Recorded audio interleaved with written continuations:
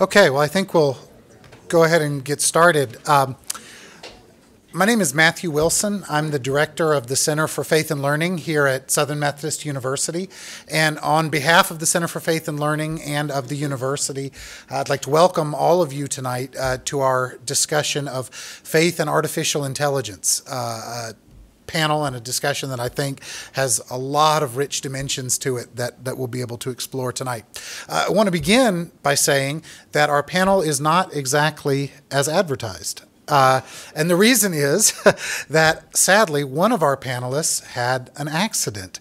Noreen Hertzfeld, Dr. Noreen Hertzfeld, called me this morning from Minnesota, where she lives, and told me that she was out walking her dog and slipped on the ice and broke her nose and 2 ribs and was unable to travel. So we're very sorry that Dr. Hertzfeld will not be able to join us. However, we're extremely grateful that in her place we have Dr. Fred Chang, my colleague here at SMU, who is the director of our computer science program and who has thought considerably about issues related to artificial intelligence and will bring his perspective to our discussion tonight. I'll introduce our speakers briefly in just a minute, but let me just say first of all that we in the Center for Faith and Learning, our mission here is to promote dialogue between the perspectives of faith and our various secular academic disciplines to encourage greater integration between the life of the mind and the life of the spirit. We believe that our religious traditions, particularly the Christian religious tradition in which SMU has its heritage and its affiliation, but also other traditions of faith, have a lot to say about the most pressing and important questions of our time. And programs like this seek to highlight those points of correspondence and to highlight both theological, ethical, and anthropological issues that surround the intersection between faith and secular learning. So helping us to shed light on those questions tonight, we have, as I mentioned, Dr. Fred Chang, who is the chair of the computer science department here, who is also the director of the Darwin Deason Institute for Cybersecurity, as well as the Bobby Lyle Endowed Centennial Distinguished Chair in Cybersecurity and professor in the computer science department. Fred worked for some time at the National Security Agency, and for his service there, received the National Security Agency Director's Distinguished Service Medal. So Fred has a lot to share with us about artificial intelligence. And what he will contribute principally is a reflection on the technological side of things, where frontiers in artificial intelligence are, where it stands, as well as some speculation about the ethical issues that surround increasing sophistication of artificial intelligence. We also have, joining us tonight, Dr. Anna Foerst, and she is on the program and has, as promised, arrived to share with us her wisdom. Anna has degrees in computer science, philosophy, and theology. So that is quite a broad background from which to draw in this discussion. She is the author of God in the Machine, which is a reflection on robotics and what robotics tell us about the human person and God. Right? And she is professor of computer science at St. Bonaventure University in New York. And we're delighted to have her with us today as well. Our panel will be moderated by my colleague Eric Barnes from the philosophy department. Eric is a professor of philosophy here at SMU, works in the field of philosophy of science, has done that for some time, and he, among many academic honors and publications, he is the author of The Paradox of Predictivism, a book from Cambridge University Press, and Eric has been a good friend of mine for some time and a supporter and friend of the Center for Faith and Learning. So the way we're going to proceed tonight is we're going to have each of our 2 panelists make a presentation. We'll start with Dr. Chang, then we'll have Dr. Foerst. Then Dr. Barnes will guide a kind of moderated discussion section with the 2 panelists. He'll pose some questions to frame discussion. He'll act as interlocutor. And then after we've completed that, we'll open it up to questions from the audience, because we want to make sure that you all also have an opportunity to ask things that are intriguing to you and to guide the discussion in the direction that you find most interesting. So without further ado, let me turn it over to Fred to begin. And thank you very much for being here tonight.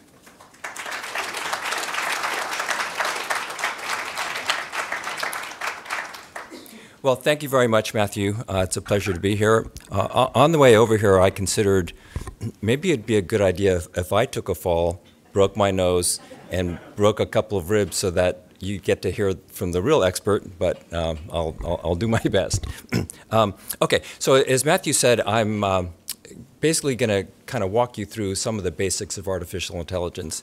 I had the opportunity to speak with somebody this morning, and sort of made some assumptions about what knowledge people may have about artificial intelligence, and I was sort of surprised that the sort of common understanding of artificial intelligence may not be, you ask 10 people, you may get 10 different answers. So hopefully we can do a little bit of grounding on, sort of from a technologist perspective, what is artificial intelligence, and I'll also offer some thoughts about what can go wrong. So I have this sort of sarcastic title here, artificial intelligence, nothing can go wrong. Well, there's a lot that can go wrong. So there may be some implications of artificial intelligence and safety, safety and security, maybe a little bit less so on the ethics side, but my colleague will cover that amply.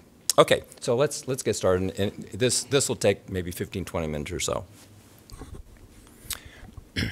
Okay, so it's always amusing to me to hear what quotes and what people say, what the media says about artificial intelligence. So I wrote down a few quotes here that I thought I'd read to you that basically kind of give you a perspective on the different views that people have on AI. Okay, so this quote comes from Stephen Hawking. He's, as you know, well-known physicist, cosmologist, recently passed away.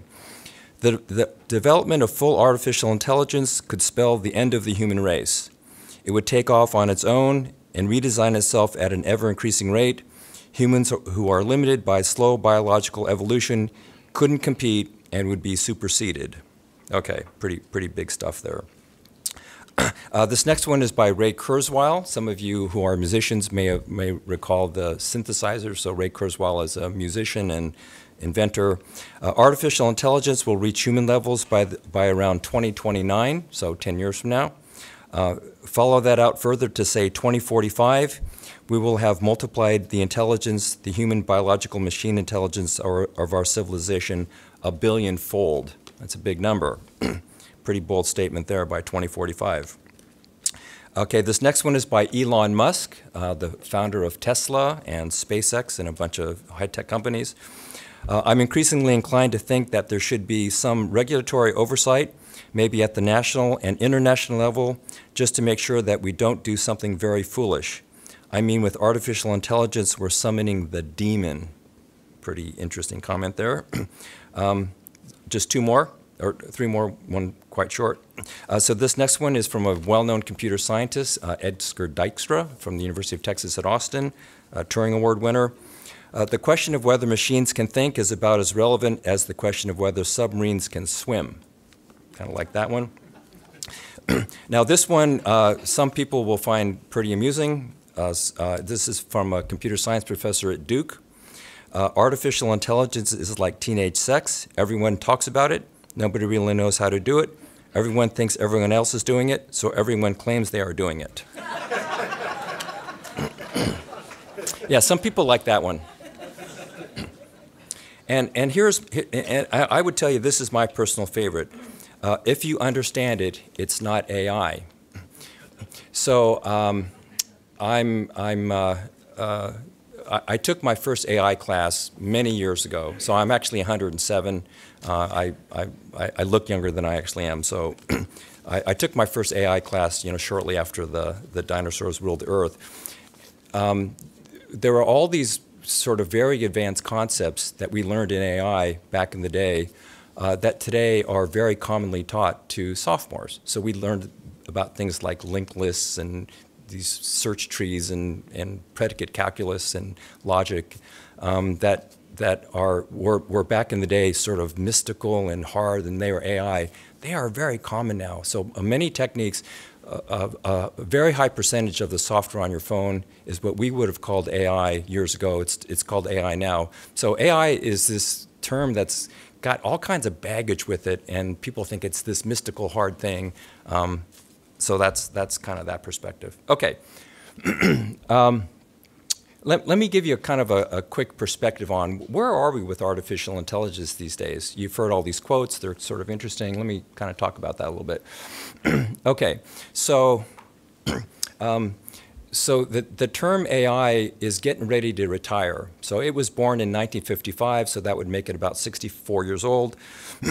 And it started at a conference at Dartmouth, literally in 1956. So the notion of artificial intelligence has been around a really long time. It's much older than the internet. It's much older than the iPhone. It's been around a really, really long time. People in the early days had all sorts of wonderful aspirations about what would be possible with artificial intelligence. There have been a common cycle of over-promising and under-delivering. So I'm old enough now to have experienced 2 separate AI winters. So there's all this investment, venture capital, all these professors coming up with all these cool papers and so forth, and people say, oh, you know, AI is going to change the world, and then it turns out it's overhyped.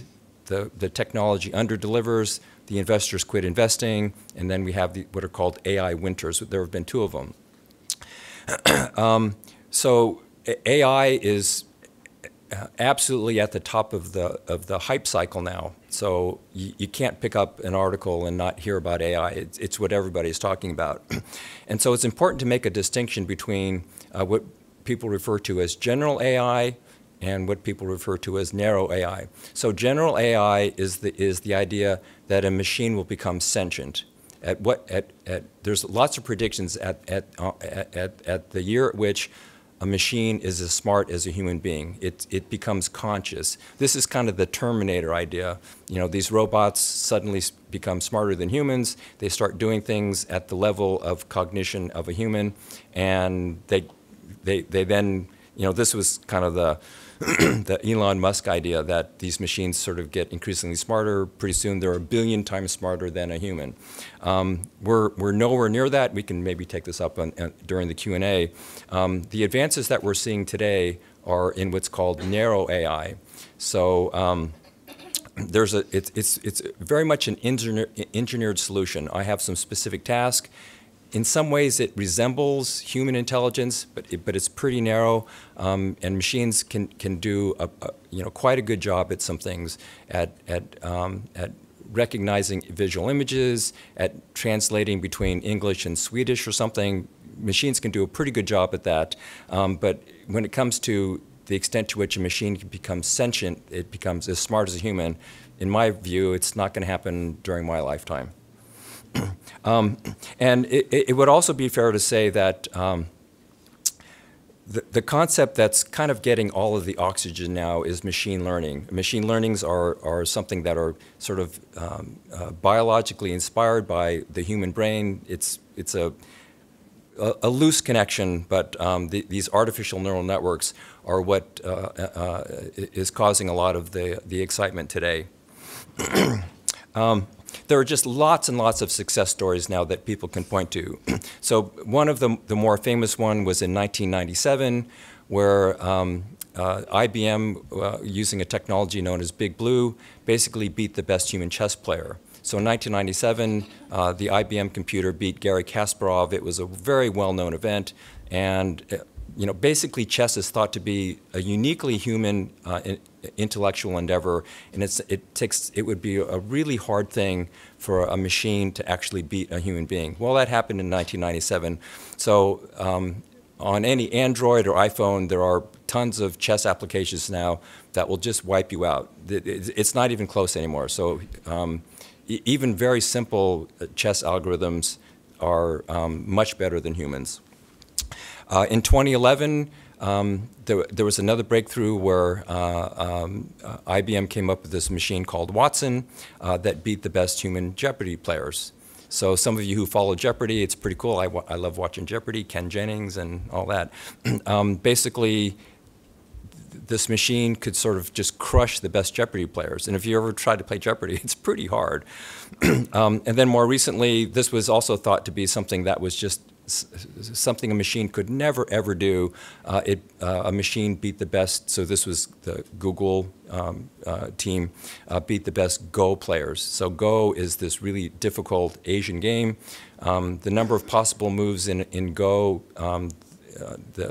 there are more atoms in the universe. There are more possible Go moves than there are atoms in the universe, right? A hugely complex game. A machine can beat the best human Go player, thought to be just something that was really difficult.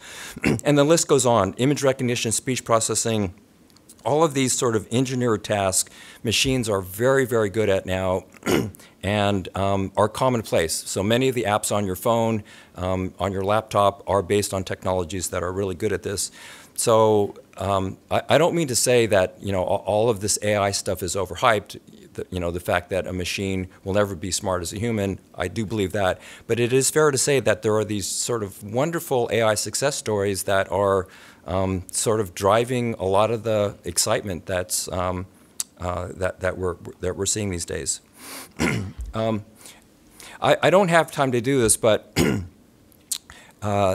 there are technologies now that you can use and take advantage of that basically provide you a robotic assistant. So for example, if you wanted to make a dinner reservation or a hair appointment or something, you can access a Google service that will do that for you. And so basically you ask this Google service to make an appointment at a restaurant for you, and the person who picks up the phone may not be particularly a native English speaker, will have an accent or something, and you cannot tell the difference between the machine speaking to the human and the machine's ability to understand the human, and you'd listen to the interaction and it sounds really good. We're going to see more and more of this kind of stuff. So you're really busy, you've got you're taking your kids to school, or you're picking them up, or you have work, but you still need to have the dinner reservation made. You will be able to go out to a service to do that kind of thing. So these kind of things will be quite commonplace. It's very. I'm quite certain that you have called some customer support line, and you have been talking to a voice. It was probably a robotic voice. You may have thought it was a human being. It was very likely a machine. And so we're going to see this very commonly. There are implications for jobs, and there will certainly be changes in employment based on these technologies, but it's coming. Okay, what are some of the downsides of AI? So I won't spend too much time on this, but it turns out humans are very easy to trick. There's this example from about 100 years ago of this horse called Clever Hans, and the owner of the horse basically claimed that the owner had taught the horse arithmetic. And so it could do addition, subtraction, multiplication, complex things. And so the owner would say, Clever Hans, what's 21 divided by 3? And so the horse would start stomping out this thing like this, and it would get to 7, and everybody would start clapping. And they think, oh my gosh, the thing could do division. Well, it turns out the reason why and the horse would stop after 7. Well, it turns out the reason why the horse would stop after 7 is because everybody clapped. And if you said 12 divided by 2, it would crank out 6, and everybody would start clapping when it got to 6, so it would stop. So humans are very easy to be tricked by that. It was kind of clever, and so this guy was pretty clever at doing this. Well, AI is very clever at tricking people. So this is a group of images that are images of people who don't exist. So these are fake people. What happened was an algorithm was trained by a bunch of nice-looking people out of a Hollywood stage set, right out of Central Casting, and it basically created these images. Now, in some cases there, you can see the woman in the right, the hair is a little bit weird, and the guy in the middle right his hair looks like a helmet. But generally speaking, this is a relatively recent phenomenon. Artificial intelligence is very good at classifying things. The difference between a dog and a cat, or a cucumber from a pretzel stick or something. But until recently, it could not generate images like this. So in a relatively short amount of time, AI is quite good at this. Same thing with videos. So if you have some time tonight, go on the web and you'll see some video of President Obama, where President Obama did not deliver this speech at all. It was created by basically a mannequin, an artifact, and then they were able to superimpose the video on President Obama with exactly the hand gestures and the emotional aptitude and so forth. So these kind of things will be very common. So again, these are cases where the technology can very easily trick a human, and it would basically take another computer to determine the difference between whether that was actually President Obama or not. The flip side of the coin is AI can be tricked as well. So AI can be used to trick humans, but humans can trick AI. So here's this particular example. The machine had been trained to make a differentiation between what is a school bus and what is not a school bus. So on the left, there's a picture of a school bus. If I add some distortion, so basically I add a bit of distortion, which is in the middle panel there, and it looks like basically this sort of random pattern of colored dots. I superimpose that in some subtle ways, and the resulting image of the school bus plus the distortion gives you the thing on the right. Well, the thing on the right looks exactly like a school bus because I don't have to have very much of the distortion pattern. The machine now thinks the thing on the right is an ostrich and not a school bus.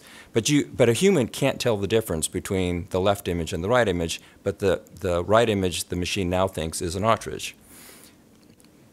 This is another example of that, where on the left it's a picture of a panda. We would all think it's a picture of a panda. So the machine thinks with 57.7% confidence the thing on the left is a panda. If I add that random dot pattern in the center, it now thinks with 99.3% that the image on the right is a gibbon. But the fact is the human really can't tell the difference.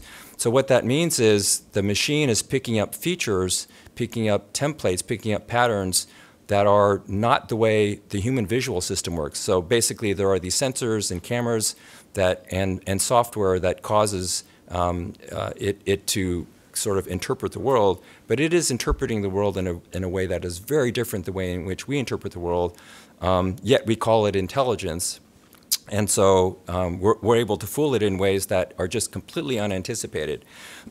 If this is sort of subtle, there are other cases that are less subtle. So in the previous examples, I had shown you these pictures in which we have these random dot patterns, sort of random odd colored dot patterns, and we make it look like it moves from one animal to another animal in a strange way, a panda to a monkey. Here we're doing something different. So some researchers up at the University of Washington, rather than insert these strange dot patterns, they basically got pieces of masking tape. And so the machine classifier had been trained up on these stop signs, and it tried to understand the difference between a stop sign and a 45-mile-an-hour speed limit sign. By placing those pieces of masking tape on the stop signs, it now has tricked the classifier into believing that rather than seeing a stop sign, it is now seeing a 45-mile-an-hour speed limit sign.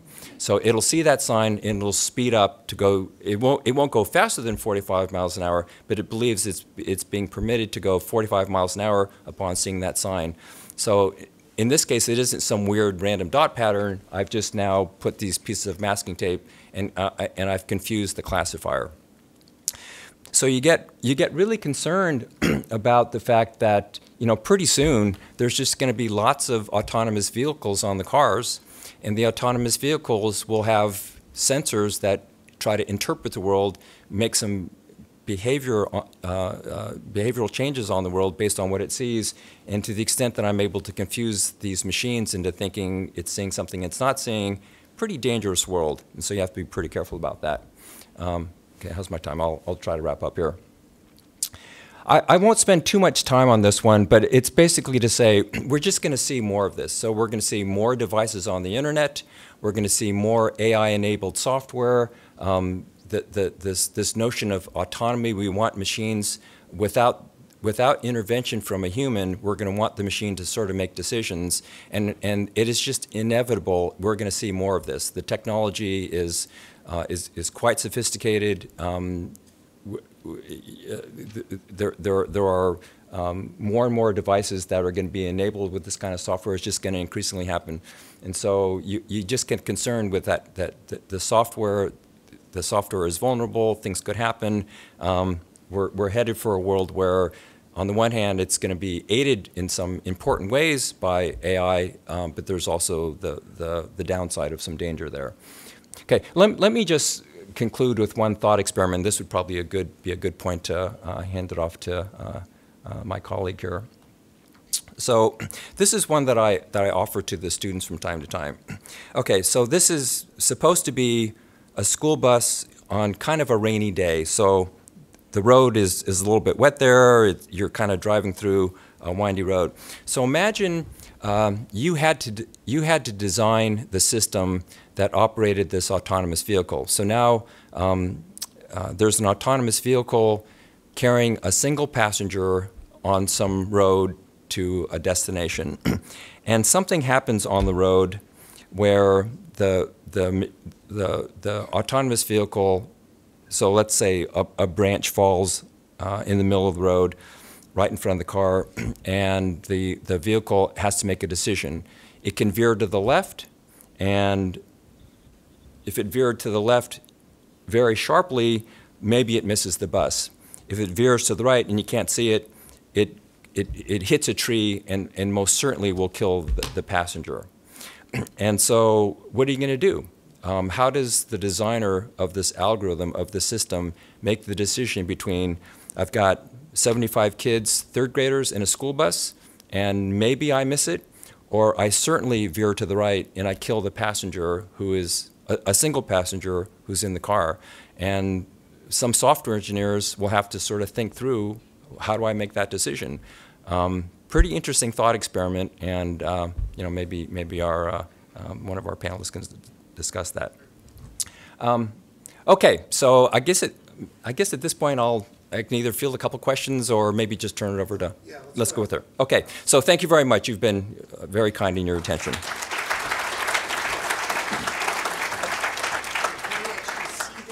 Oh yeah, you can. Good. This is great. Then I don't need my computer. Great. Yeah, stick your drive in there. So I'm gonna pull. Yeah, I'll just pull that out.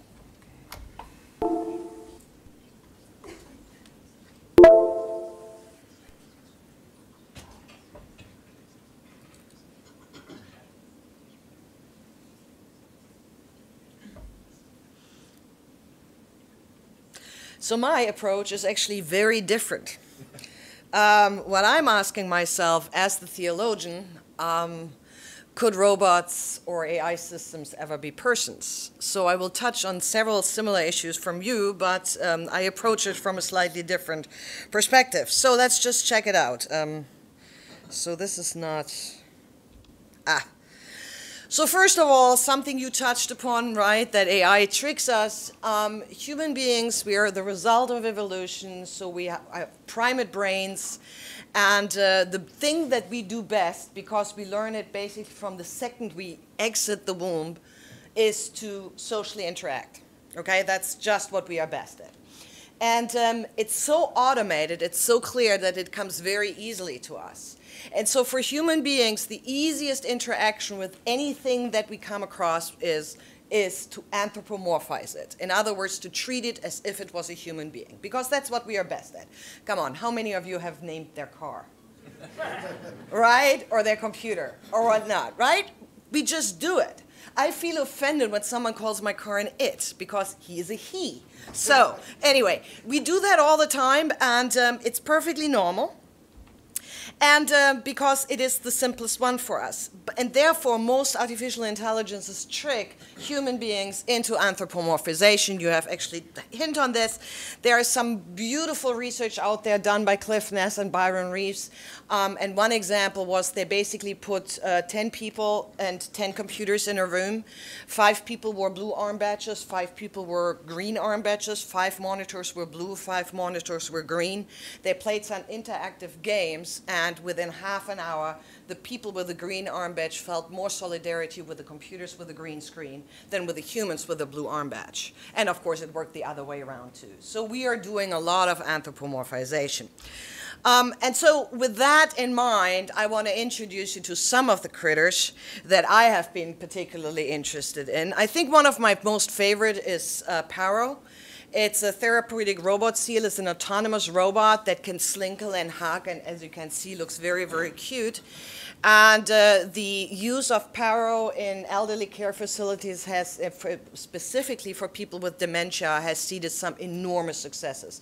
The people do better, much, much better. I mean, of course, pets would do the same thing, but pets are expensive and all this stuff. And so Paro is really a beautiful example for an autonomous robot with artificial intelligence, social intelligence, that interacts with people and really helps them along.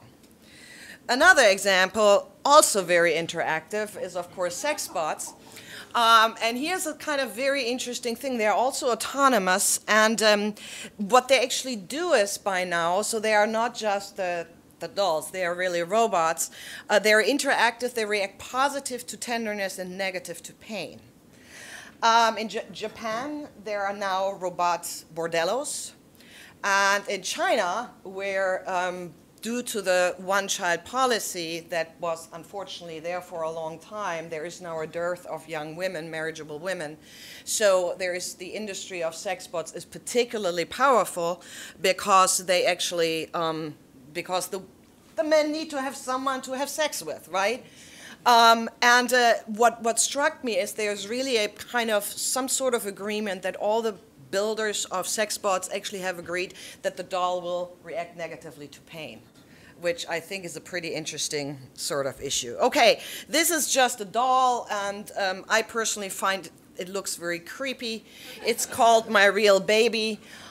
They used to actually have these dolls to give them home to teenagers so that the teenagers would not engage in unprotected sex, because that was the outcome. And it became so bad, because these robot dolls are pretty expensive, that they actually finally had to make them that they didn't react to pain, because that was just created so much havoc among the people who used it. So these are just some of the critters. You mentioned another one, and I have him here too, Watson, who beat people in Jeopardy. And here is the trick, and here starts the trickiness of AI. Watson did not understand language. Basically, the language had to be translated into machine codes that could Watson understand. And then there was this one instance where actually the human gave a wrong answer, and Watson was not able to hear what other people said. And so Watson gave the same answer again, right? So things like that. I just want to give you a couple of examples how pathetically Watson was able to err. So the category was the Queen's English question: what is meant by the British expression, give me a tinkle when you get into town? Another category, fatherly nicknames question: this Frenchman is the father of bacteriology. Okay, so yes, Watson beat all human beings, but you can certainly see that Watson is not intelligent. Now then there are, of course, all the critters we'll deal with on a daily basis. I don't, because I'm teaching cybersecurity, and so I'm paranoid when it comes to any form of those kind of machines. They are pseudo-embodied. That means they invite us into the physical world, either with a handheld device or with a speaker or was not. And they invite us to intimacy because they know us so very well, right? They predict our wishes. They show us what we like. And it's very, very attractive. And remember, we anthropomorphize it. And I think the best depiction of how much we anthropomorphize was probably the movie Her. I mean, who doesn't fall in love with Scarlett Johansson, right? I mean, her voice is just so amazing. And so these daily interactions with those machines trick us into believing we have actually intimate relationships with them. And this comes from the very fact that our primate brains treat them as if they were like us. So when I now think about, because the title of my remarks was Human and Non-Human Persons, so when I now start to think for the first time, could an AI ever be considered a person, then I intuitively would assume that this AI system should have a couple of attributes. I think one of the biggest attributes that I would expect from something that I would consider a person would be it creates actions and reactions on its own. It is autonomous, and it can autonomously interact with its environment, like, for instance, the self-driving cars, right? So there has to be some autonomy, so not that some programmer sits there and guides everything or that it is remote controlled, but it creates actions on its own.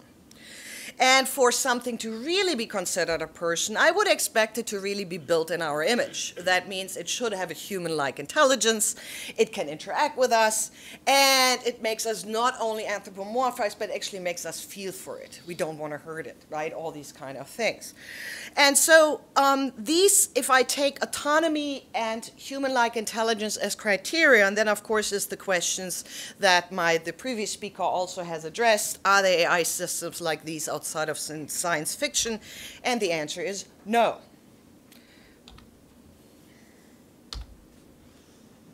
Yeah. They will come.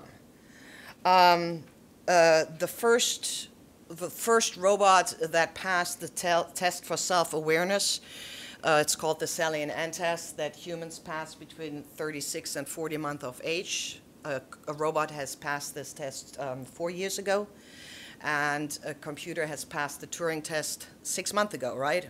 So the Turing test is, can a human being distinguish interacting with a machine or a human? Can it actually say which one is the machine, which one is the human?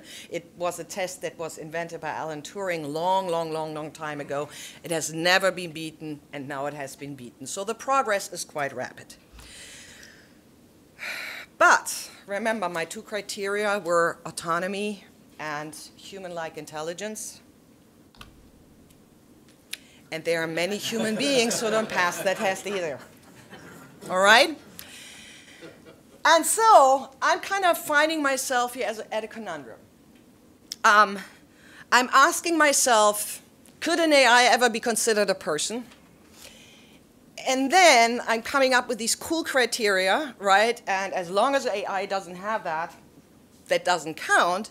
But then honesty and a lack of hypocrisy forces me to then apply those very same criteria to human beings.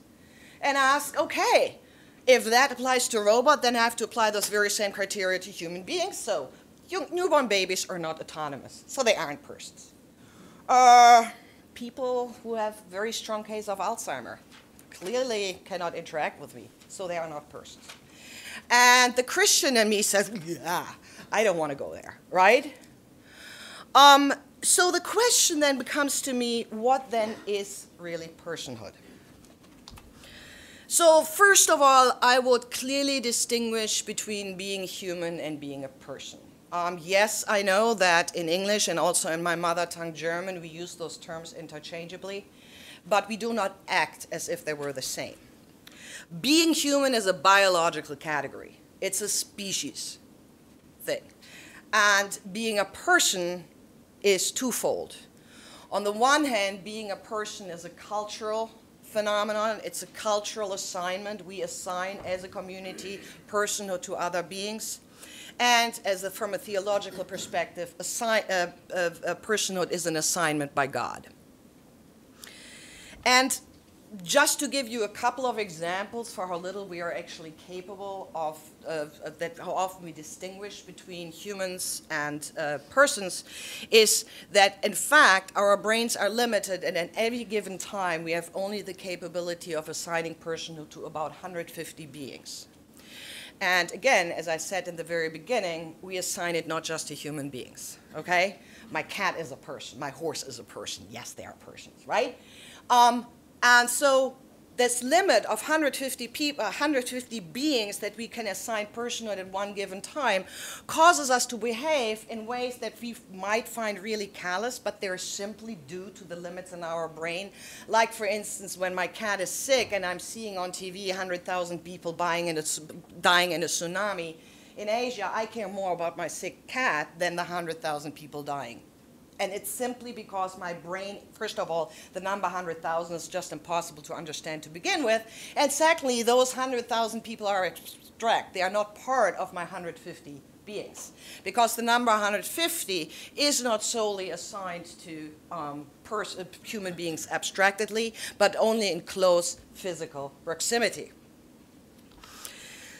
And obviously, there are many, many examples. Any genocide, the people clearly know that their enemy is human, but they don't treat them as persons. Any form of racism, you accept that they are humans, but you don't assign them personhood. To some extent, any form of prejudice is denying a human being the assignment personhood. You are what I believe you are, and I don't give you the personhood to find out who you really are. And by the way, that's also due to our primate brains, because primates are profoundly xenophobic. We are profoundly exclusive and have in-groups of roughly 150 beings, and that's it. And by the way, the distinction for babies starts between 6 and 9 months of age. With 6 months, babies can distinguish all sorts of faces. With 9 months, they can only distinguish the faces they have grown up with. With 6 months, they babble in any given form. With 9 months, their babbling sounds are already the language they're surrounded with. So they get enculturated and part of the in-group by 9 months. And I just wanted to show you, just if you don't believe me, this is actually an experiment done by Dan Simmons. He sent people on a campus, and so this guy's in the experiment, okay? And they ask strangers for directions. And just see what happens.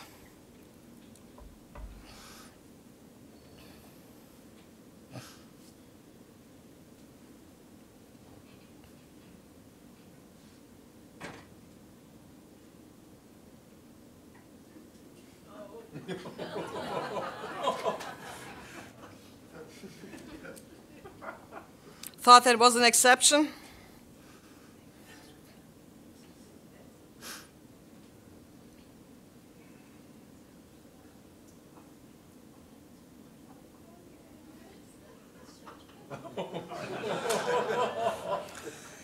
Think it wouldn't happen to you? Sorry, it would. Ever be at a restaurant and the waitress comes, "Hi, I'm Kathy, I'm your server for tonight. Anyone want something to drink?" And you say, "Sure," you order drinks, and then the drinks come, you order food. Everything fine so far. Problem is when you want to order another drink. And then your whole table will look, "Where's our waitress?" First of all, you don't remember her name. And they all look the same. You don't recognize her.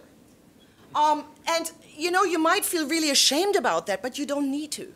Because that's the way our brain works. That's the way we have evolved. So in other words, at this moment, this being who brings you the food is not a person, because you cannot assign her personal, because that would stretch your limit. So you assign her simply the job waitress, and that's it, okay? The problem is that we human beings do that all the time, right? Because we are so limited, we then use criteria like skin color or language or passport or whatnot to basically deny people personhood, right? So, against that, of course, stands probably the most beautiful concept in the Bible, which is in the first creation story, which says that humans have been created in the image of God. Now, there are tons of different explanations and ideas. My concept of the imago Dei is when you actually look in the Hebrew, the term for image is tselem, which means a statue of clay. And so basically what this then says is that we are all images of God. We are all statues of the divine. And you put that together with the first commandment, "You shall not make an image," which is also tselem, then the answer is pretty clear. God doesn't want us to make statues of God, because when we want to look for God, we should look at each other, because each one of us is a divine statue.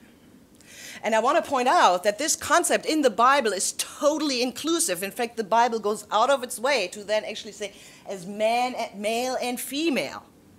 So in other words, there is no, oh, you have to be that or that or that in order to be considered an image of God. No, every human being, no conditions, unconditionally, is a divine statue. And that makes the Imago Dei not a descriptive statement, but in my opinion, an affirmative statement. God assigns us personhood through Imago Dei by telling us we are all divine statues, because there's really nothing else that distinguishes us from other animals. We are primate, we all have to die, we all need food, we all need drink. So the only thing special about us really is that we are chosen by God as God's partners. How much more do I have? Okay, good. So, now I'm inviting you to a leap of faith. When we now know, on the one hand, we have the knowledge of our evolutionary history that makes us xenophobic and does not allow us to assign personhood to all human beings, right? On the other hand, we have God's commandment to treat every human being as a person, which is, as we have seen, a total impossibility. And now we throw AI into the mix. Then we actually realize that the criteria that we use to say, oh no, AI can never be persons, are in fact arguments that would also exclude human beings from the community of persons. I mean, I've discussed that with philosophers who claim, no, newborn babies aren't persons because they cannot speak. Oh, the whole Singer school of thought, right? So there are people who say, no, the only human beings that can be accepted as persons are people who are rational. Very difficult assumption for me, an unacceptable assumption because of the biblical commandment or affirmation of the Imago Dei. So in other words, the question, could AI be persons, is really a wonderful thought experiment to teach us the inclusivity of personhood. In the Jewish tradition, we have the Golem tradition. I don't know to what extent you are familiar with Psalms 139. It celebrates the prayer. The psalmist celebrates God and how wonderful and intricately God has created him or her and the whole rest of creation. And there's this one thing which says, as golem have you created me. Now, no one knows what the term golem means, so it's usually created as embryo or as unformed. No one knows what it means. But the Jewish Kabbalists in the Middle Ages in Europe were known to have built golems. Artificial beings of clay who had the God's name either in their mouth or on their forehead, and that animated them. And then, you know, the most famous golem builder was Yehuda Löw of Prague in the 15th century, who actually, where the golem protected them from Christian pogroms. So there are lots of golem stories about there. And what I find is interesting is that in the Jewish tradition, these golems need to keep the Sabbath. Okay, so because the people weren't quite sure, are those persons, are those part of the human community? Well, just in case, we let them keep the Sabbath. And I find that a very intriguing thing, because already in the Middle Ages they were thinking about, can we really exclude beings who are like that from our community? And I might also want to point out that a lot of people at MIT, where I used to work, I was the theological advisor to Humanoid Robot Project. A lot of people came from that specific Jewish tradition, and they saw themselves as modern golem builders. And I think one of the key features that AI teaches us is it is so darn hard. You know, I mean, when we think about, you know, you put 100 AI people together and they build for years this autonomous robot. And every ant can do better, right? I mean, when you are truly an AI person, when you really try to build AI, it doesn't make you arrogant. It doesn't make you think, you're so cool. It makes you very, very humble, because even the best attempts are still so limited. And so for me, AI construction is to some extent a prayer, because it teaches us humility and it teaches us the possible inclusion of other critters into the community of persons in front of God. let me just, I cannot really have time to go through that. I wanted to give this big introduction into concept. But being said that Augustine made this distinction first, and Luther made it, and it has become pretty popular. We always like to think of our specific churches as perfect, and yes, they are not. I mean, the very fact that we have so many denominations clearly shows no. But there, of course, we all believe that there should be an ideal church. Well, of course, we all believe that our own church is it, right? and all the others are not. But as we have seen, that is more due to our primate nature than anything else. So in theology, we distinguish between a visible church, which is the true church that we all experience on Sunday mornings, which is fallible. You don't like your pastor, you don't like your co-congregants, all this kind of stuff. And there's this invisible church, which is really the perfect church, okay? And in our visible churches, we try to approximate the invisible church. We try to, and we get, during liturgy, during common prayer, during song, we sometimes get a glimpse of the invisible church, of the community of all beings, of all images of God together, beloved by God. But we only get glimpses, and we immediately fall out of it. So my question then is, my final thought experiment to leave with that, could AI ever be congregation members? Yes, I do believe so. Because in light of what I said is they will be capable of social interaction, meaningful conversation, and empathy, but I think what's even more important, because we anthropomorphize, we are willing to give them a place in our in-group. We are willing to assign them personhood from our own thing. And they will enrich our experience, as all diversity does, but more importantly, they will challenge the understanding of ourselves. Because when we congregate only with beings who are like us, we are never fully embracing the multitude of different persons that God has created in this universe. And a robot next to you in the bench will challenge that. And you add to that the humility that comes with realizing how hard it is.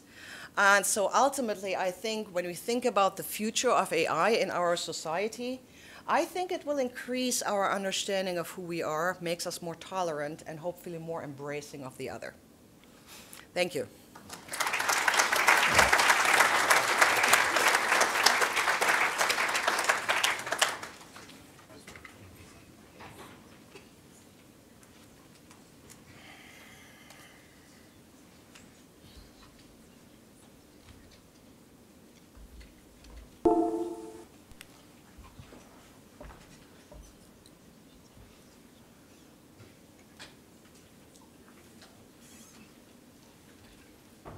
Testing 1, 2, 3. Can you hear me?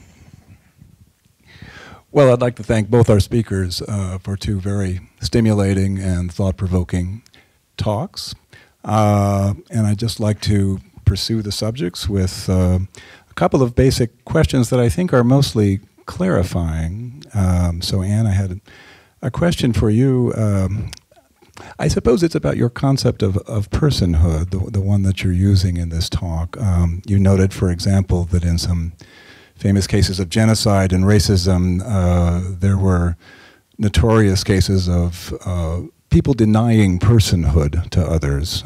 So Nazis denied personhood to Jews, or right, but they knew they were human, of course.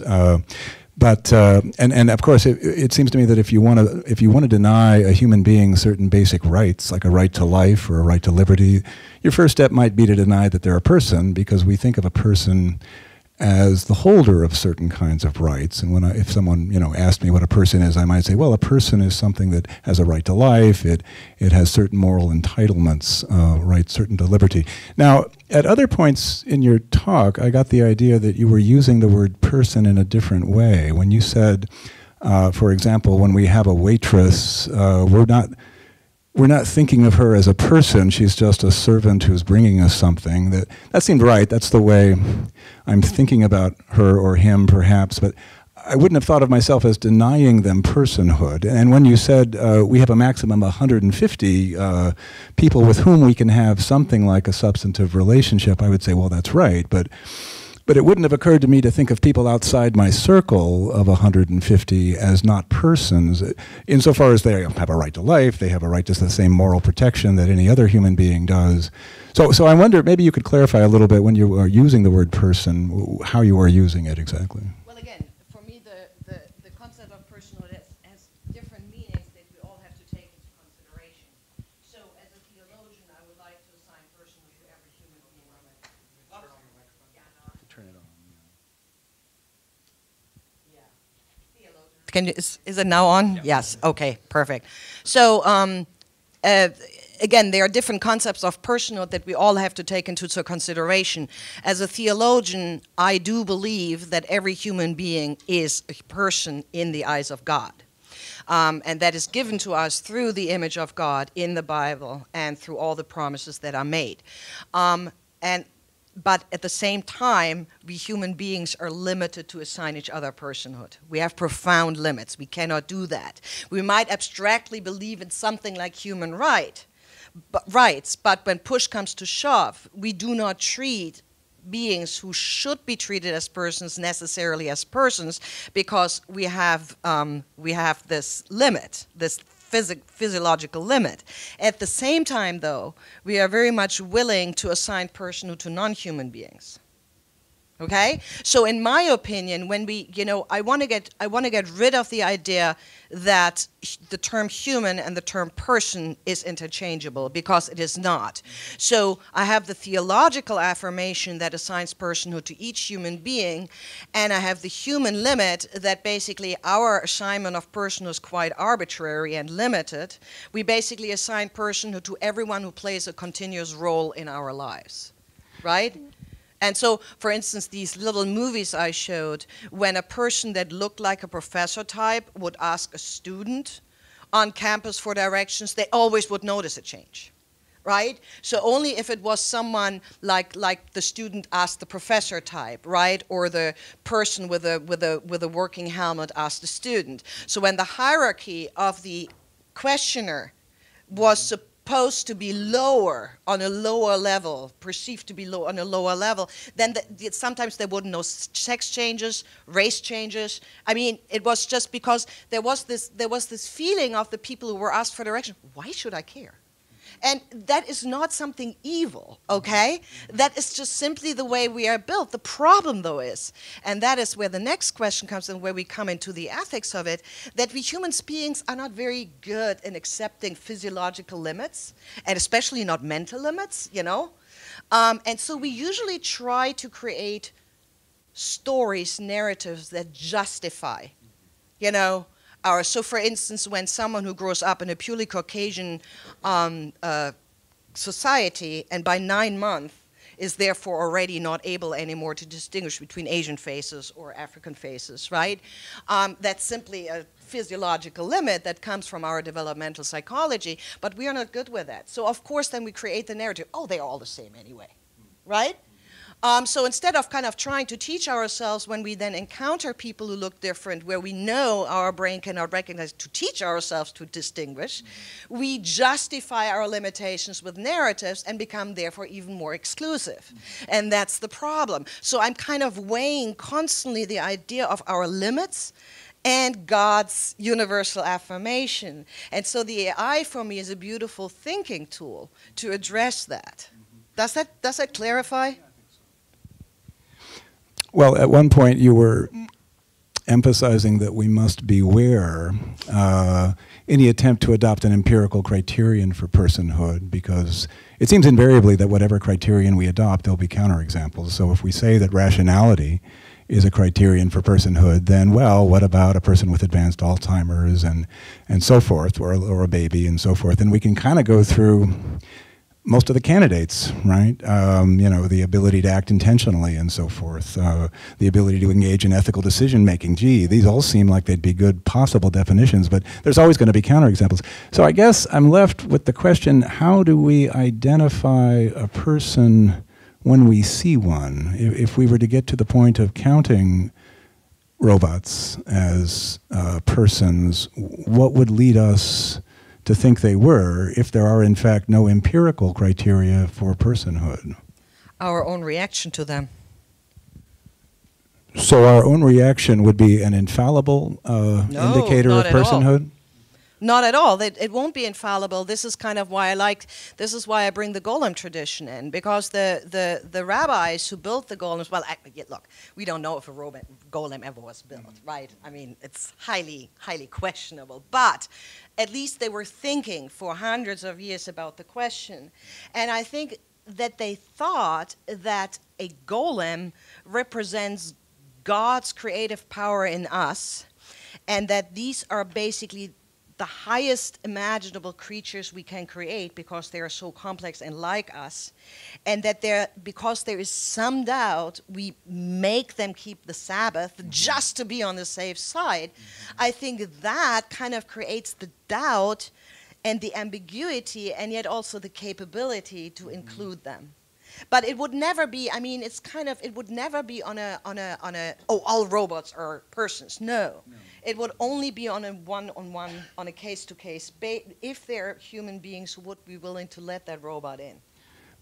But invariably, am I right in thinking that the human beings will be reacting to something, some empirical property that the robots have that's stimulating this judgment that there is personhood, which kind of gets us back to the original worry, right? That, wait a minute, any empirical property they point to can be abused, right? Because they'll fail to recognize certain legitimate counterexamples, right? Yeah. So it seems like there's a problem now. We're running into the same problem. I mean, we tried to avoid having an empirical criterion of personhood, but we're going to have one, right, in some sense. Right.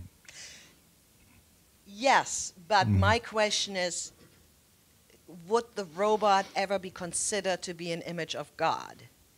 And to some extent, as my MIT colleagues who come from the golem tradition have said, you could actually ask yourself, perhaps God has created us to create artificial intelligence. Right? In which case, I mean, when you think about it, the idea behind the golems was when we create, whenever we are, as human beings, we are creative, we celebrate God's creativity in us. And when we are able to rebuild ourselves, we celebrate God the most. And therefore, the creative output of our creativity and imagination is therefore indirectly also an image of God.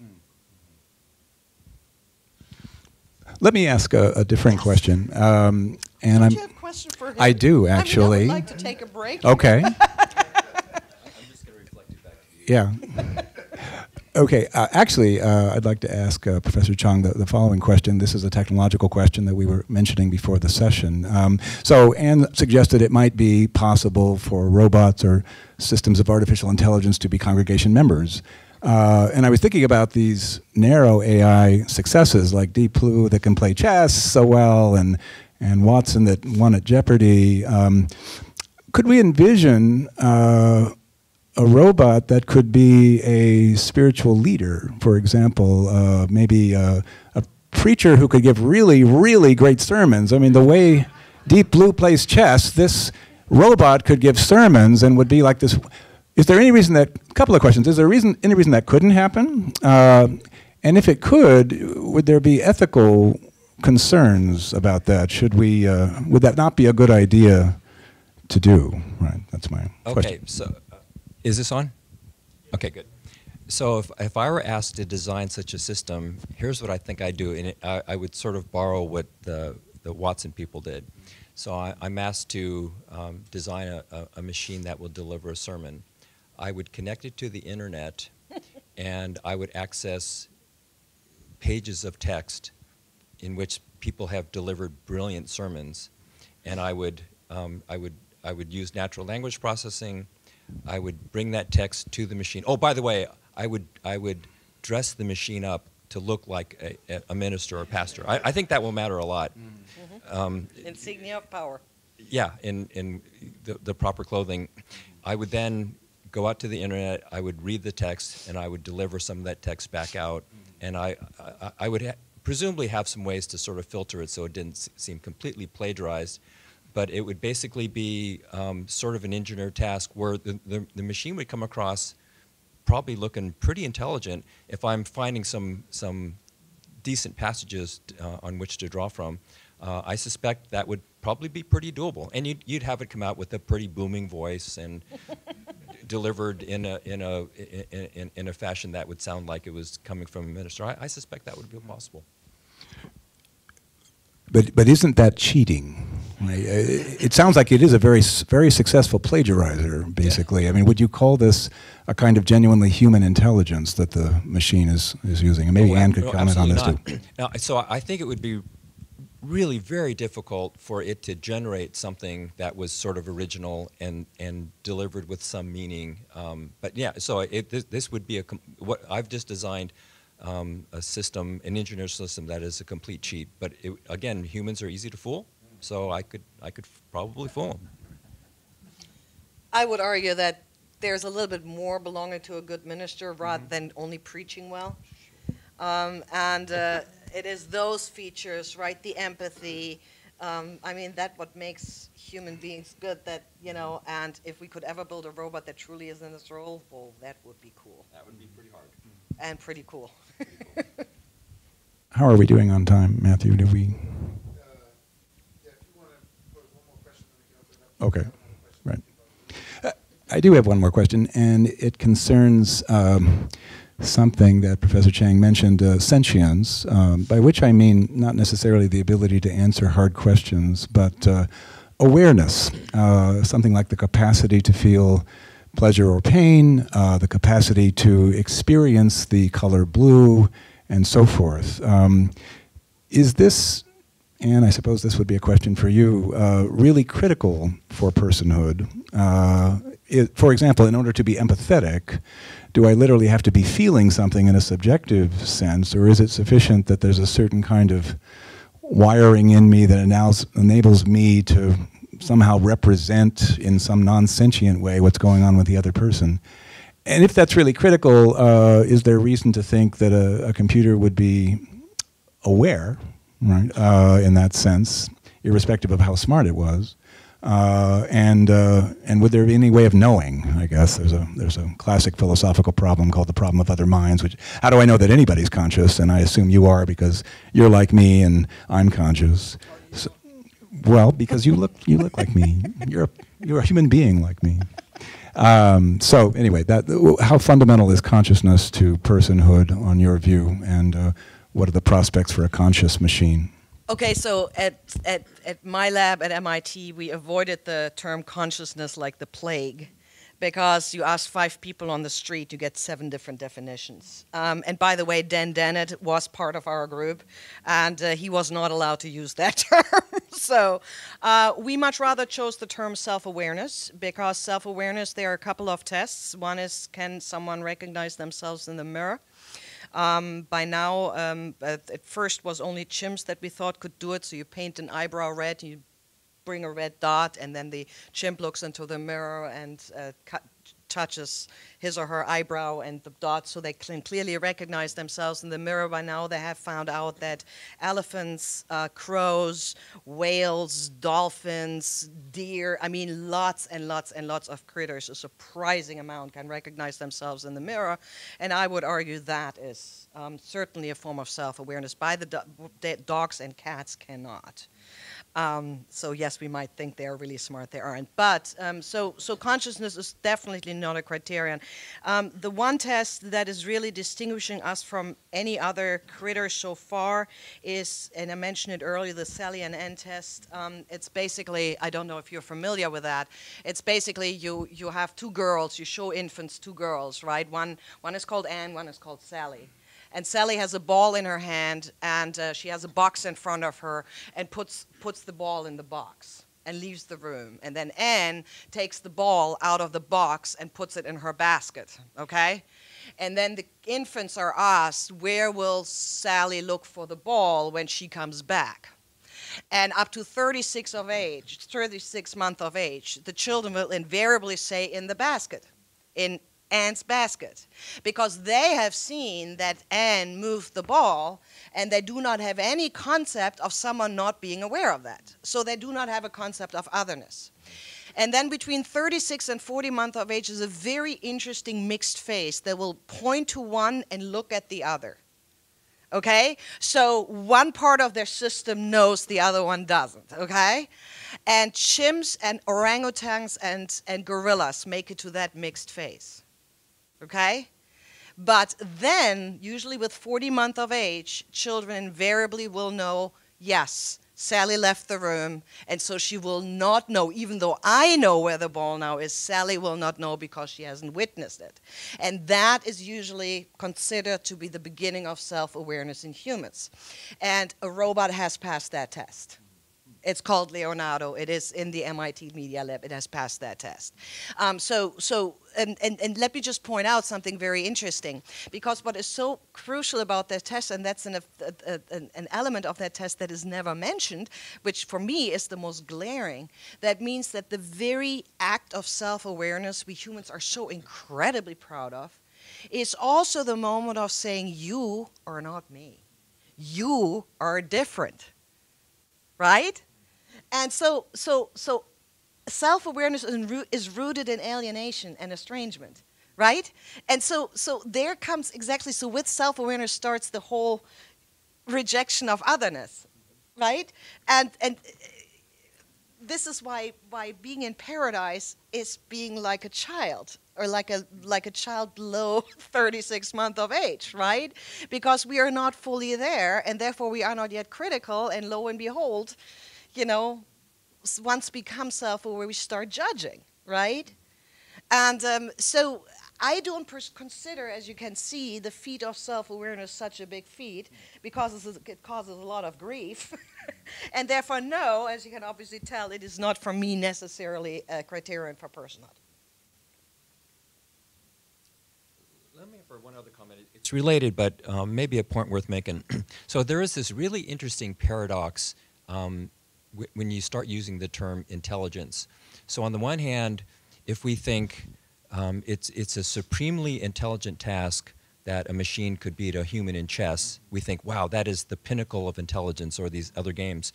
At the same time, if I took this pen and dropped it on the floor, or I took this notebook and dropped it on the floor, I would realize that as this thing gets closer, it's probably going to fall on the floor. So by analogy, I sort of understand about gravity. I have this sort of sense of gravity. It turns out that a 3-year-old is really good at that. 3 or 4-year-old can sort of figure out that, if they drop something, a plate, the glass, it'll drop on the floor, and they come to that. It turns out it's really hard to teach a computer to do that. So machines at this point don't think by analogy, they think by patterns. And thinking analogically is central to the way in which humans learn. And so in some sense, you might ask the question, maybe I need to have a machine sort of grow up. A machine can't be smart until it's 40 months old or something. It can pass some of these tests. But we expect it to do these smart things like win in chess, and so I have to engineer these very narrow solutions, but I skip some really important stages of what we would consider intelligence, and we would consider learning, and we sort of bypass the important parts, and the machines just aren't there yet. If I may just, the part of AI which I belong to, which is called embedded or embodied AI, right? We think exactly very opposed to that. So the joke is always then, when Deep Blue beat Kasparov in chess, there was not a robot yet that could put butter on a piece of bread. We would think putting butter on a piece of bread is way simpler than beating chess, and in fact it is much harder. Because when you think about it, you have to see the consistency of the bread, you have to move the knives, and it's very hard. The only reason why we are so darn good at it is because we learn that hand-eye coordination and the rest of it from the moment we are born. So our idea of intelligence is it can only happen when you have a body that senses and interacts with the world continuously. There is no way to build a Watson disembodied machine that will develop intelligence. So, different camp, but yes. Yeah, why don't we go ahead and open it up to questions. Let me just say that if you can project loudly, you can just ask a question from your seat, but we also do have microphones here if you want to comment. I'm there, Eric, if you want to recognize people. Let me just, before you start, to add one thing very quickly. As we were talking, I was talking to one of my colleagues about this a couple of days ago on some of the issues we were going to address. I said to you, we speak to this question of whether a robot could be a member of a church congregation. He said, well, a robot couldn't be a member of our congregation.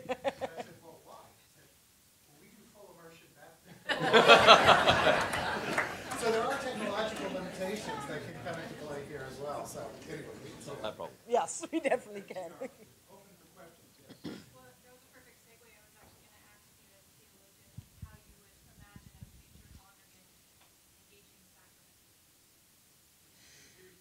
The question was how I would imagine a future congregant partaking in sacraments. So when we look, let me just put on for a little bit my my anthropological hat and take off my theological hat, right? Religion, every religion has the elements of narratives that are meaning-giving. That is usually some question of beginning, origin, because it puts us in a narrative concept, gives us a beginning, middle, and end, and therefore counteracts the biological narrative that makes us all sperm and egg-producing meat machines, right? Which is not particularly meaning-giving. And then a religion usually has symbols, like in Christianity, the cross, and a symbol being defined as something that symbolon means literally to throw together, where you throw together two dimensions that really don't belong together. So you have the cross, and it throws together two laths, right, nailed together, and the meaning of God becoming flesh and even experiencing death to understand us. And then we have rituals that embody the narratives, the meaning-giving narratives, and the symbols, right? And they are usually putting a community together. Liturgy is, and of course the Eucharist and baptisms. I'm not Catholic, so for me there are really only the two, but I'm happy to discuss the other five as well. But let's just stick with those two. When you think about infant baptism, and that's the tradition I grew up with, the infant is baptized shortly after birth, so where it has not yet earned any place in the congregation. So, and in Germany, baptism is always done in a normal service, so it's always part of a normal service. It's not a special service. So basically the congregation says, we accept you, infant, as a person, okay? And you don't have to fulfill any conditions, right? We unconditionally accept you, and therefore try to live up to God's standards, having accepted you as person already. And when you think about the Eucharist, it is a meal. And again, it's different in Germany, but I grew up there, so those are the traditions. It's not you go alone and grab the wine and the bread and leave. In Germany, they always are circles, right, where everyone together gets the bread, gets the wine, prays together, leaves, and then the next group comes up, which is why we only have Eucharist once a month, because it's a very lengthy procedure if you have a full church. But in that way, it was meant to be a community, right? And so basically, when you look at baptism and Eucharist, the center in them is the welcoming into a community, the creation of a community. And that would make, but because my whole point is that we are so, sometimes have so much trouble considering other people as persons in our congregation or in our group, that I think robots should participate in that, because that they would challenge us to open our hearts to people or beings who are different than us. So I would say partaking of the sacraments would be absolutely crucial.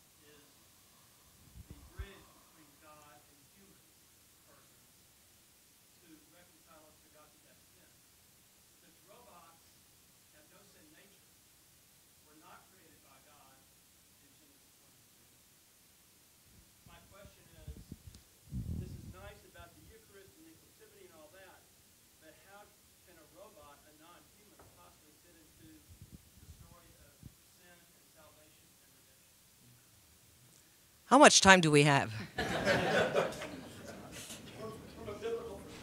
Well, let me counter with a biblical perspective. I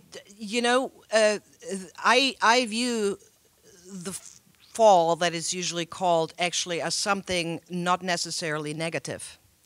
Ooh, I'm entering a very interesting space. So, something that is often forgotten is that they do not eat from the tree of knowledge. They eat from the tree of knowledge of good and evil. And what that means is that with eating of the tree, they start to judge. They start, that's good, that's bad. And right afterwards comes an example. They do not recognize that they are naked because they were before naked. What they suddenly do is they judge nakedness to be bad, and therefore they cover themselves up, right?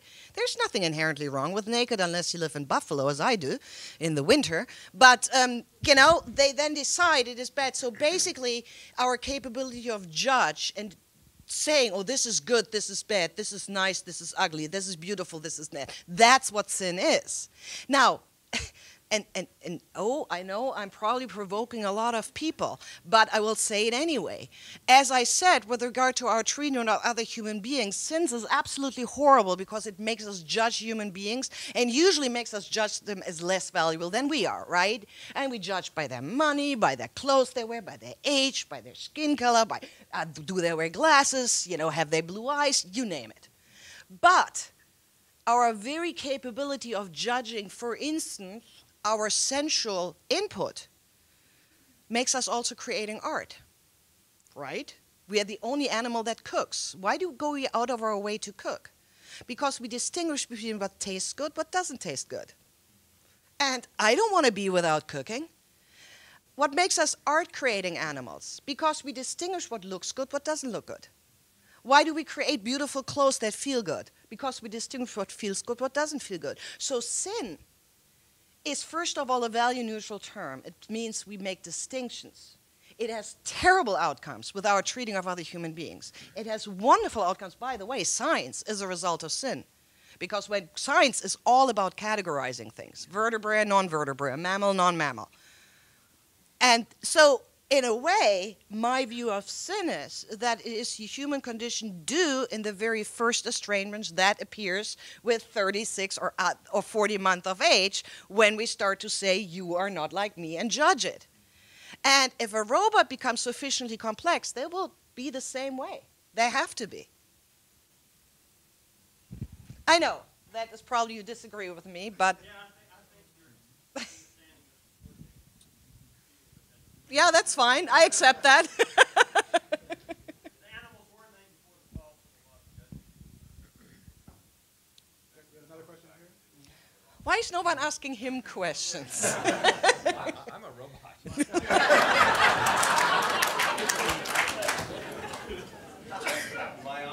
I have, one observation he just made there, that you can save science without sin because Adam gets to name the animals before he falls. But I have one other biblical observation, then a question directed to you both, but admittedly chiefly for Dr. Ann. The observation is that I'm not familiar with the Gollum problem, unless we're talking about Tolkien or something like that. There does, I think, appear to be an analogy in the Old Testament where God commands that even the land be given a Sabbath rest. And I think there's a very beautiful theology to develop there about the harmony of creation and so forth. But it seems to me that the Old Testament does this not because it views the land as a person, but because it views its custodians as persons. And that man and woman is the viceroy of God on earth, meant to gather all creation up into itself and freedom, will, and love, reason, and so forth, give it back over to its creator. So that's one observation on the Gollum problem. My question, is so Doctor, in your presentation, which was very stimulating, seemed to me to make the following argument. So the Turing test centers on whether we think the computer is a person. Your focus on the primate brain suggests that, once again, it falls to us to assign personhood or to think something is a person. And even your understanding of the Imago Dei suggests that even God ultimately only assigns personhood. I don't think it's an only there.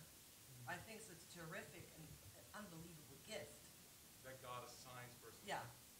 So I don't think an only belongs in the same one.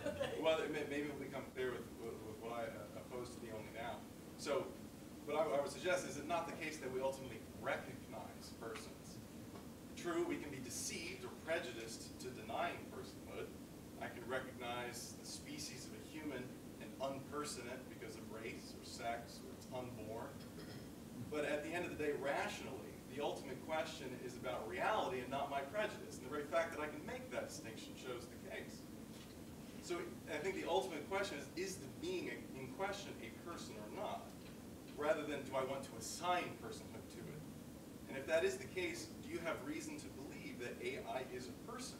Or only that one day we will like incorrectly to ascribe personhood to AI? Thank you. Fascinating question, and one that is obviously the crux of the matter, right? I mean, that's the very heart of the argument. And so let me just clarify what I mean God assigns us personhood in the Imago Dei, because that's the reason why I interrupted you and said that's not just. I mean, basically, for me, the Imago Dei is a symbol of God making every human being, no matter what, valuable, unique, beloved, indistinguishable, I'm trying to find the word. Dignity is one term that is often assigned to the Imago Dei, or to the assignment. So when I say assignment, that through the act of creating us in God's image, by declaring it as such, we have been given value and uniqueness and dignity and all these things, okay? And so that's for me the crux of the whole creation story, that we were created as these valuable, unique, wonderful, great beings, okay? So unfortunately, we human beings are extremely flawed in recognizing that. I would be with you. And so even though we might intellectually understand, or from a theological point of view understand, that all human beings are designed by God to be persons, we don't act that way. And so I think for me, the whole question, could AI be congregants, could AI be part of the community of persons, is ultimately a very powerful thought experiment that teaches us to realize how often we also exclude humans from congregants, right? I give you an example. When I was a young theologian, I was hired by the church in Köln, by the Protestant church in Köln, to work together with an ad agency to design a campaign to make the churches more full, okay? And we came up with this great idea. So we actually invited prostitutes and homeless people into the church. And we thought, isn't that cool, right? And we made all these pictures and the posters, and it went all through national media, and everyone was totally excited about that, right? And guess what happened? The congregants didn't like it at all. They didn't show up, right? And was that unique? No. I think that would happen in a lot of congregations, right? So when you ask yourself, would you pray next to a robot? That is exactly that question, okay? And I'm not sure if there is an answer, but I think we have to recognize the problem and deal with that problem first of all. Does that make sense? In the back. So, I'm getting really, really tired. a class plan I had Wednesday, talking about ethics and artificial intelligence, was the question of how would society react to artificial intelligence and superintelligence choosing one specific way of religious thinking or moral thinking above all of the others, and what the impact would be on the religious world. Do you guys have any input into that question?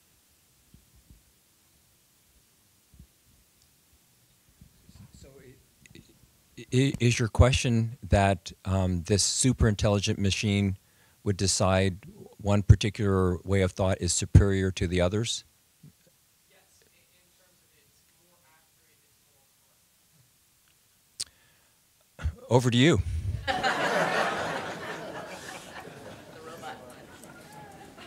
You know, having worked for 30 years in the field of religion and science, one of my pet peeves is when people try to prove God with the means of science. First of all, it's impossible, but secondly, more importantly, their God has to retreat because they put God in all the things that we have not yet explained, so God becomes smaller and smaller and smaller and smaller. And I think it's the same thing with the question of religion. I mean, I'm a Christian not because I objectively think that Christianity is the best of all religions. I'm a Christian because I committed myself to Christianity because for me it makes the most sense, and that is probably to a large extent influenced by the fact that I was raised as one. All right? So I therefore choose the Christian and to some extent the Jewish perspective to explore these issues. I know there are Buddhists who have explored the issue. There's currently a huge debate in Japan because Japan, like all other industrialized nations, is overaging, but in difference to other nations, they don't let immigrants in. So they build robots. This is why Japan is leading in household robotics. And so there's this whole question about how you approach robotics and their religiosity and religion itself in Japan, which is definitely not Christian, okay? So in other words, there are a lot of religions who approach these questions, and therefore, to be very specific, I don't think that objectively there will ever be a way to claim one religion is better than the other. And so if a super intelligence would tell me, oh yeah, you all have to become Buddhists tomorrow, I would say, okay? And if a super intelligent would tell me you all have to become Christians, I would stand up and fight for the rights for every Muslim, every Jew, every Buddhist to live their own religion. Does that answer your question? Okay.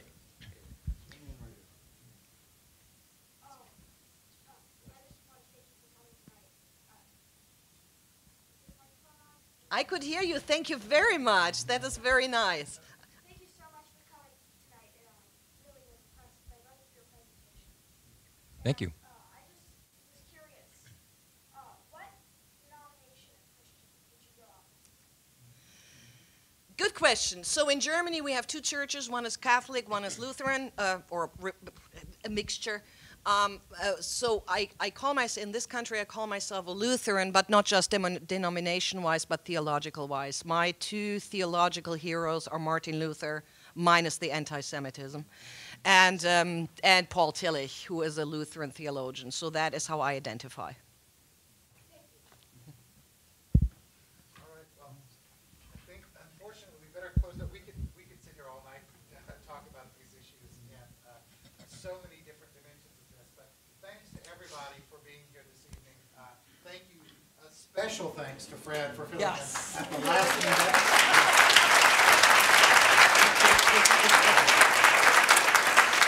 Thank my programmer.